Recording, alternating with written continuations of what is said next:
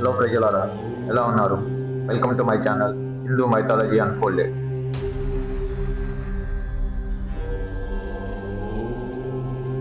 కురుక్షేత్ర యుద్ధం భారతదేశం గొప్ప ఇతిహాసం.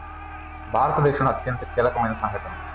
ఈ యుద్ధంలో 18 రోజుల పాటు రక్తపాతం జరిగింది. ధర్మం మరియు అధర్మం మధ్య తీవ్ర పోరాటం జరిగింది. ఈ యుద్ధంలో సగటు మనిషికి తెలిసిన ప్రధానమైన విషయం ఏమిటంటే, పాండవులు విజయం సాధించారు, కౌరవులు సంపూర్ణంగా ఓడిపోయారు. కానీ కౌరవుల వైపు కూడా కొందరు ఆ యుద్ధం తర్వాత బతికే ఉన్నారు. వారు ఎవరు, తర్వాత వారి జీవితాలు ఏమైనాయి, ఈ కథలో తెలుసుకుందాం. కురుక్షేత్ర యుద్ధం తర్వాత కౌరవుల వైపు నుంచి అశ్వత్థామ, కృతవర్మ, కృపాచార్యుడు, ఋషికేతు మరియు యుధిష్ఠిరుడు మాత్రమే మిగిలారు. మొదటగా కృపాచార్యుని గురించి తెలుసుకుందాం. కృపాచార్యుడు హస్తినాపుర రాజవంశానికి గురువు మాత్రమే కాకుండా అతను ధనుర్విద్యలో నిపుణుడు. ఆయన కౌరవుల కోసం విశ్వాసంతో పోరాడాడు. యుద్ధం తర్వాత అశ్వత్థామ తన తండ్రి మరణానికి పాండవులపై ప్రతీకారం తీర్చుకోవాలనుకున్నారు.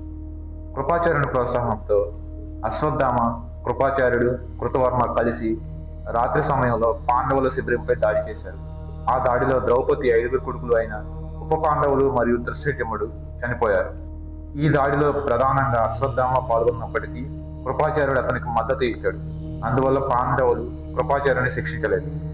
కురుక్షేత్ర యుద్ధం తర్వాత కృపాచార్యుడు హస్తినాపురానికి తిరిగి వెళ్లి తన సొంత జీవితం గడిపాడు. అతను అర్జునుడి మనవుడు అయిన పరీక్షిత్ మహారాజుకి గురువుగా, రాజ్యానికి సలహాదారునిగా పనిచేశాడు. ఇతను చిరంజీవి కావడం వల్ల అతను ఎప్పటికీ కలియుగంలో కూడా ఉన్నాడని విశ్వసిస్తున్నాడు.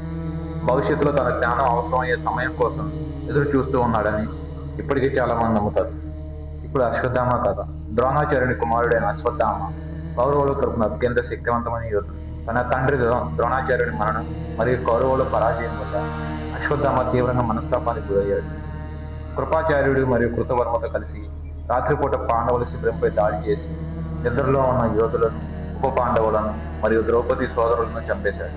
అంతేకాకుండా పాండవుల వారసుడైన అభిమన్యుడు మరియు ఉత్తర కుమారుడైన పరీక్షిత్తును హత్య చేయడానికి బ్రహ్మాస్త్రం ఉపయోగించాడు. కానీ శ్రీకృష్ణుడు ఆ బిడ్డను రక్షించి పాండవుల వంశం కొనసాగడానికి మార్గం చూపాడు. తన పాపాలకు శిక్షగా శ్రీకృష్ణుడు అశ్వత్థామ నుండి దివ్యశక్తులైన మణిని తీసేసి శాపం పెట్టాడు. అతనికి అయిన గాయం ఎప్పటికీ మానకుండా చీము నెత్తురు కారుతూ నిత్యం బాధపడుతూ చిరంజీవిగా భూమిపైన ఎప్పటికీ తిరుగుతూ తన పాపాల శిక్షను అనుభవించాలని శాపాన్ని ఇచ్చాడు. ఇతను కటిక అరణ్యాలలో లేదా పల్లె ప్రాంతాల్లో ఒంటరిగా జీవిస్తున్నాడని కొన్ని పురాణాలు చెబుతున్నాయి. అశ్వత్థామ ఎప్పటికీ జీవించి ఉన్నాడని చాలా మంది నమ్ముతారు.